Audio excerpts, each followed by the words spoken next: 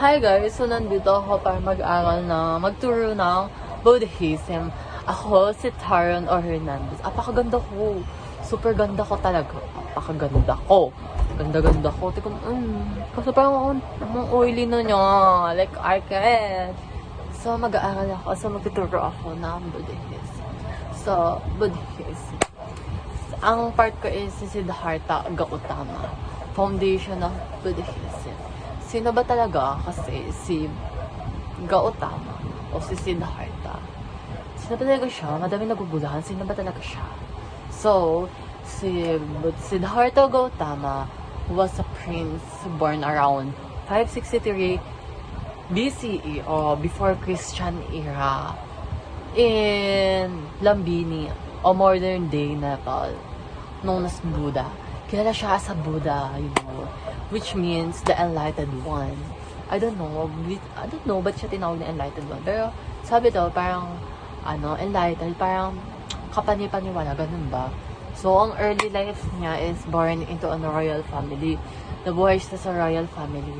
Yung mga mayayaman na, yung mga corrupt ngayon, corrupt today. Sa family siya, royal family, and live a life of luxury. Ang ganda ng buhay niya, Tapos, his father would keep him away from pain and sadness, so that he would become a great king, not a spiritual leader. So, ang tatay niya, gusto siyang alisin sa mga lungkot, pait, mga sadness, ganun. Para siya ay maging mabuting hari. Para siya maging magaling, or hindi naman maging magaling, isa siyang maging masipag, magandang, impluensyang hari sa lahat. So, the Great Renunciation. At age 29, he left his palace, wife, and newborn son to seek para maghanap ng enlightenment. He practiced extreme fasting and meditation. Yung mga meditation, yung paano mag-relax.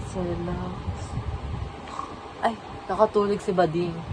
So, for years, but realized that neither heavy sa kanya yung ganun to bring herself in the palace. Hindi ko na alam.